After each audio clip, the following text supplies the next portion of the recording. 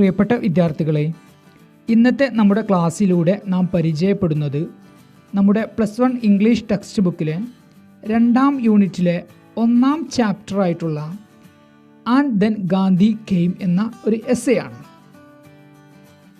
നമ്മുടെ ഇന്നത്തെ ക്ലാസ്സിൻ്റെ ആദ്യ ഭാഗത്തിൽ ഈ ഒരു പാഠഭാഗത്തിലെ സമ്മറിയും അതുപോലെ തന്നെ 2ാം ഭാഗത്തിൽ ഈ ഒരു പാഠഭാഗവുമായി ബന്ധപ്പെട്ട് നിർബന്ധമായിട്ടും നാം മനസ്സിലാക്കേണ്ട ചില കാര്യങ്ങൾ ഉൾക്കൊള്ളിച്ചുകൊണ്ടുള്ള ചില ചോദ്യങ്ങളുമാണ് ഈ ഒരു ക്ലാസ്സിൻ്റെ 2ാം ഭാഗത്തിൽ ഉൾപ്പെടുത്തിയിട്ടുള്ളത്. നമ്മുടെ ഈ ഒരു ക്ലാസ്സിൻ്റെ 1ാം ഭാഗമായിട്ടുള്ള ഈ ഒരു പാഠഭാഗത്തിൻ്റെ സമ്മറിയിൽ ആൻഡ് ദെൻ ഗാന്ധി കെയിം എന്ന് പറയുന്ന ഈ ഒരു പാഠത്തിൽ നിർബന്ധമായിട്ടും നാം മനസ്സിലാക്കേണ്ട ചില കാര്യങ്ങൾ ഉൾക്കൊള്ളിച്ചുകൊണ്ടാണ് ഈ ഒരു പാഠത്തിൻ്റെ സമ്മറി നാം തയ്യാറാക്കിയിട്ടുള്ളത്. അതുപോലെ തന്നെ 2ാം ഭാഗമായിട്ടുള്ള ചോദ്യങ്ങൾക്ക് ഉത്തരങ്ങൾ കണ്ടെത്തി കഴിഞ്ഞാൽ ഏകദേശം ഈ ഒരു പാഠഭാഗം നമുക്ക് മനസ്സിലായിട്ടുണ്ടായിരിക്കും. നമുക്ക് ഈ ഒരു പാഠഭാഗത്തിൻ്റെ സമ്മറിയിലേക്ക് പ്രവേശിക്കാം. And then Gandhi came by Jawaharlal Nehru. And then Gandhi came is a part from Jawaharlal Nehru's book The Discovery of India. Jawaharlal നെഹ്റുവിൻ്റെ ദ ഡിസ്കവറി ഓഫ് ഇന്ത്യ എന്ന പുസ്തകത്തിൽ നിന്നുള്ള ഏതാനും ചില ഭാഗങ്ങളാണ് ഈ ഒരു പാഠഭാഗത്തിൽ ഉൾക്കൊള്ളുന്നത്.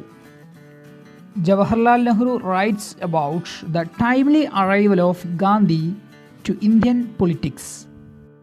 ഇന്ത്യൻ രാഷ്ട്രീയത്തിലേക്കുള്ള മഹാത്മാഗാന്ധിജിയുടെ യഥാസമയത്തുള്ള കടന്നുവരവിനെക്കുറിച്ചാണ് ജവഹർലാൽ നെഹ്റു ഈ ഒരു ഭാഗത്തിലൂടെ വിശദീകരിക്കുന്നത്.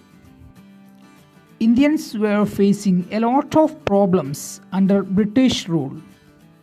ബ്രിട്ടീഷ് അധികാരത്തിന് കീഴിൽ ഇന്ത്യക്കാരായിട്ടുള്ള ജനങ്ങൾ ധാരാളം പ്രയാസങ്ങളും ബുദ്ധിമുട്ടുകളും അനുഭവിക്കുകയായിരുന്നു. The problems were poverty, unemployment, starvation, etc. ഇന്ത്യക്കാരായിട്ടുള്ള ജനങ്ങൾ ആ ഒരു സമയത്ത് അനുഭവിച്ചുകൊണ്ടിരിക്കുന്ന ചില പ്രയാസങ്ങളായിരുന്നു പോവർട്ടി, അതായത് ദാരിദ്ര്യം, അൺഎംപ്ലോയ്മെൻറ്റ്, തൊഴിലില്ലായ്മ, സ്റ്റാർവേഷൻ, പട്ടിണി തുടങ്ങിയ ധാരാളം പ്രയാസങ്ങളും ബുദ്ധിമുട്ടുകളും ഇന്ത്യക്കാരായിട്ടുള്ള ജനങ്ങൾ ബ്രിട്ടീഷ് അധികാരത്തിന് കീഴിൽ അനുഭവിക്കുകയായിരുന്നു. People were helpless and hopeless. ഇന്ത്യക്കാരായിട്ടുള്ള ജനങ്ങൾ നിസ്സഹായരായിരുന്നു, അതേസമയം തന്നെ പ്രതീക്ഷയില്ലാത്തവരുമായിരുന്നു. ഭാവിയെക്കുറിച്ചൊരു പ്രതീക്ഷയും ഇല്ലാത്ത ആളുകളായിരുന്നു അവർ. അതായത് ഇന്ത്യക്കാർ ബ്രിട്ടീഷ് ഭരണത്തിന് കീഴിൽ ധാരാളം പ്രയാസങ്ങളും ബുദ്ധിമുട്ടുകളും ഒക്കെ അനുഭവിച്ചു കൊണ്ടിരിക്കുന്ന ഒരു സമയമായിരുന്നു. പട്ടിണി, ദാരിദ്ര്യം, തൊഴിലില്ലായ്മ തുടങ്ങിയ ധാരാളം പ്രയാസങ്ങൾ ഇന്ത്യക്കാരായിട്ടുള്ള ജനങ്ങൾ അനുഭവിക്കുകയായിരുന്നു. And then Gandhi came. ആ ഒരു സമയത്താണ് മഹാത്മാഗാന്ധിജി ഇന്ത്യൻ രാഷ്ട്രീയത്തിലേക്ക് കടന്നു വരുന്നത്. It was a timely arrival to Indian politics. Indian രാഷ്ട്രീയത്തിലേക്കുള്ള യഥാസമയത്തുള്ള കടന്നുവരവായിരുന്നു അത്. He was an ordinary man. അദ്ദേഹം ഒരു സാധാരണക്കാരനായിട്ടുള്ള ഒരു മനുഷ്യനായിരുന്നു. Gandhi's arrival to Indian politics was like a light that remove the darkness. Indian രാഷ്ട്രീയത്തിലേക്കുള്ള ഗാന്ധിജിയുടെ കടന്നുവരവ് ഒരു പ്രകാശകിരണം പോലെയായിരുന്നു, അതല്ലെങ്കിൽ ഒരു പ്രകാശം പോലെയായിരുന്നു. ദാറ്റ് റിമൂവ് ദ ഡാർക്ക്നെസ്, ഇരുട്ടിനെ ഇല്ലാതാക്കിയ ഒരു പ്രകാശത്തെ പോലെയായിരുന്നു അദ്ദേഹത്തിൻ്റെ Indian രാഷ്ട്രീയത്തിലേക്കുള്ള കടന്നുവരവ്. The main problem of Indians under British rule was fear. Fear of everything. British അധികാരത്തിന് കീഴിൽ ഇന്ത്യക്കാരായിട്ടുള്ള ജനങ്ങളുടെ പ്രധാനപ്പെട്ട പ്രശ്നം എന്ന് പറയുന്നത് അവരുടെ പേടിയായിരുന്നു. ഫിയർ ഓഫ് എവറിത്തിങ്, എല്ലാത്തിനെയും ഇന്ത്യക്കാരായിട്ടുള്ള ആളുകൾക്ക് ആ സമയത്ത് പേടിയായിരുന്നു. Fear of the army, fear of police, fear of law, landlord, etcetera. അതായത് പട്ടാളക്കാരെ പേടിയായിരുന്നു, പോലീസിനെ പേടിയായിരുന്നു, നിയമങ്ങളെ പേടിയായിരുന്നു, ലാൻഡ് ലോഡ് അതായത് ലോ, നിയമങ്ങൾ, ലാൻഡ് ലോഡ്, ജന്മികൾ തുടങ്ങിയ എല്ലാത്തിനെയും ഇന്ത്യക്കാരായിട്ടുള്ള ആളുകൾക്ക് ആ ഒരു സമയത്ത് പേടിയായിരുന്നു, ഭയമായിരുന്നു. അതായത് ഇന്ത്യക്കാരായിട്ടുള്ള ജനങ്ങളുടെ പ്രധാന പ്രശ്നം എന്ന് പറയുന്നത് എല്ലാത്തിനെയും അവർക്ക് ഒരു പേടിയായിരുന്നു. Mahatma Gandhi raised his strong voice against the British. Mahatma Gandhi അദ്ദേഹത്തിൻ്റെ ശക്തമായിട്ടുള്ള ശബ്ദങ്ങൾ ബ്രിട്ടീഷുകാർക്കെതിരെ ഉയർത്തി. അതായത് അദ്ദേഹം ബ്രിട്ടീഷുകാർക്കെതിരെ സംസാരിക്കാൻ തുടങ്ങി, അതുപോലെ തന്നെ ജനങ്ങളെ ബോധവൽക്കരിക്കാനും തുടങ്ങി. ബ്രിട്ടീഷുകാർക്കെതിരായിട്ട് ബോധവൽക്കരിക്കാനും അദ്ദേഹം തുടങ്ങി. The essence of his teaching was truth. അദ്ദേഹത്തിൻ്റെ പ്രസംഗങ്ങളുടെ കാതലായിട്ടുള്ള ഭാഗം എന്ന് പറയുന്നത് സത്യമായിരുന്നു. His speeches were psychological. അദ്ദേഹത്തിൻ്റെ സംസാരങ്ങൾ മനഃശാസ്ത്രപരമായിരുന്നു, സൈക്കോളജിക്കലായിരുന്നു. His speeches changed the minds of people. അങ്ങനെ അദ്ദേഹത്തിൻ്റെ സംസാരങ്ങൾ, അദ്ദേഹത്തിൻ്റെ പ്രസംഗങ്ങൾ ഇന്ത്യക്കാരായിട്ടുള്ള ജനങ്ങളുടെ മനസ്സ് തന്നെ മാറ്റി. His speeches removed the fear of the people. അങ്ങനെ അദ്ദേഹത്തിൻ്റെ സംസാരങ്ങൾ, അദ്ദേഹത്തിൻ്റെ പ്രസംഗങ്ങൾ ഇന്ത്യക്കാരായിട്ടുള്ള ജനങ്ങളുടെ പേടിയൊക്കെ അവരുടെ മനസ്സിൽ നിന്ന് മാറ്റി. His speeches were in the language of common people.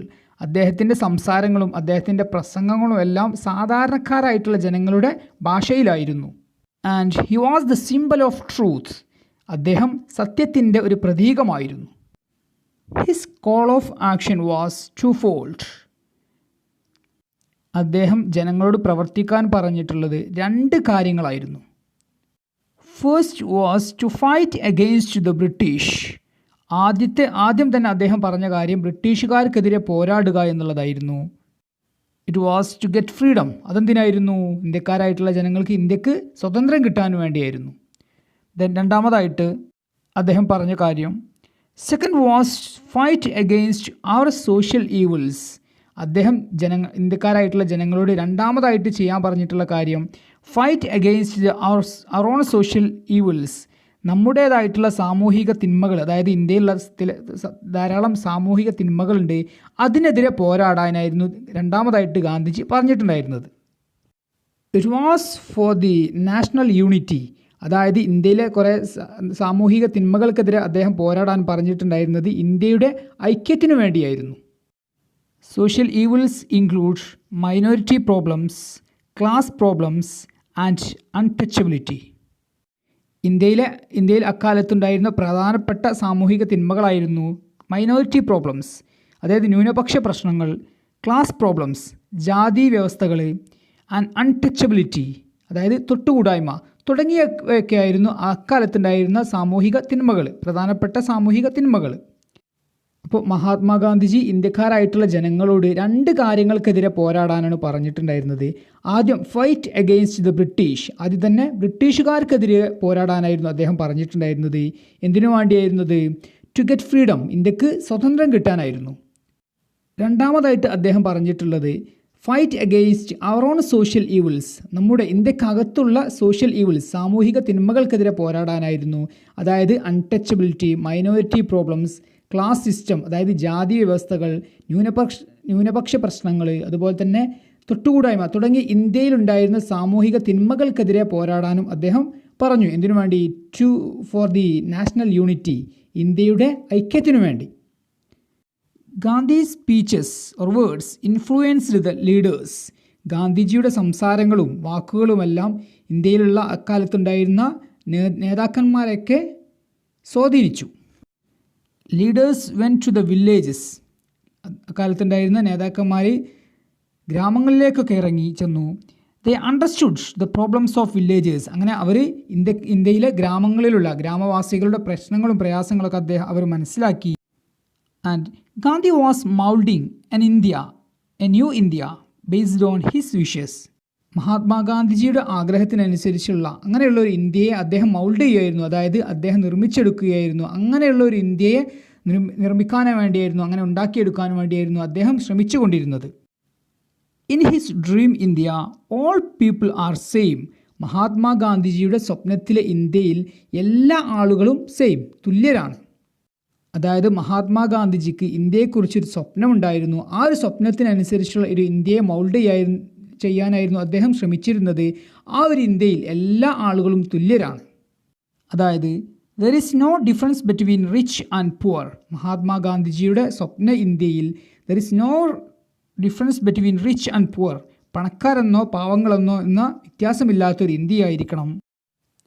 There is no difference between high class and low class. ഉയർന്ന ജാതികളും താഴ്ന്ന ജാതികളും തമ്മിൽ യാതൊരു വ്യത്യാസവും പാടില്ല. അതായത് അവരെല്ലാവരും തുല്യരായിരിക്കണം. There is no difference between men and women. അതുപോലെ തന്നെ സ്ത്രീകളും പുരുഷന്മാരും തുല്യരായിരിക്കണം. അപ്പോൾ ഗാന്ധിജിയുടെ ഇന്ത്യയെക്കുറിച്ചുള്ള സ്വപ്നത്തെക്കുറിച്ച് പറയുകയാണ്. All are same in his dream India.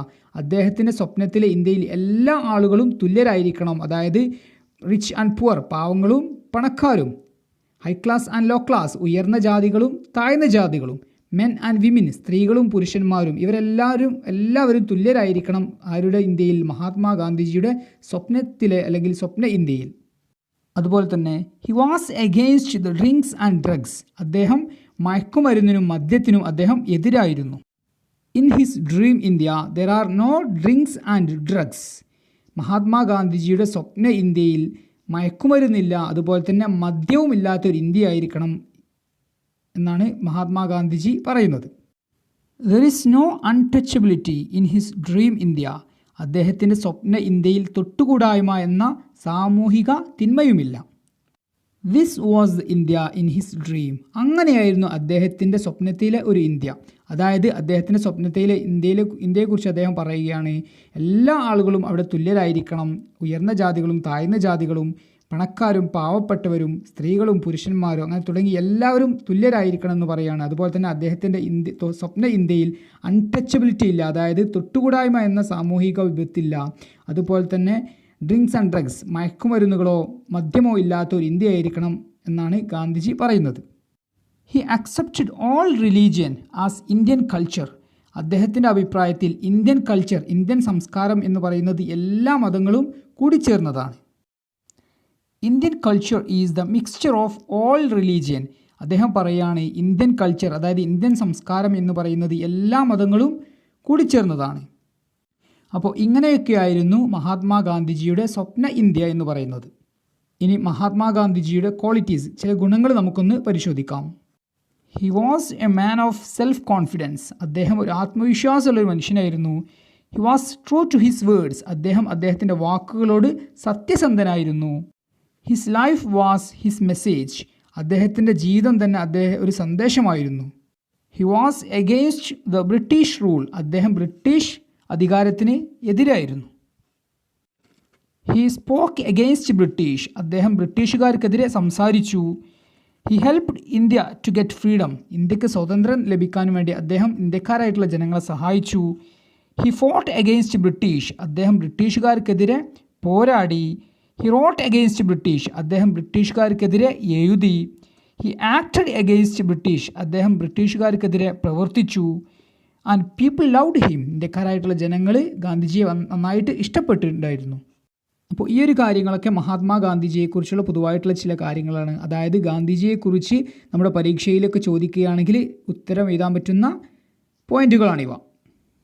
അപ്പോൾ ഇത്രയും കാര്യങ്ങളാണ് ആൻഡ് ദെൻ ഗാന്ധി കെയിം എന്ന് പറയുന്ന ആ ഒരു പാഠത്തിലൂടെ ജവഹർലാൽ നെഹ്റു പറയുന്നത്. അതായത് ഇന്ത്യൻ രാഷ്ട്രീയത്തിലേക്കുള്ള മഹാത്മാഗാന്ധിജിയുടെ യഥാസമയത്തുള്ള കടന്നുവരവിനെക്കുറിച്ചാണ് അദ്ദേഹം പറയുന്നത്.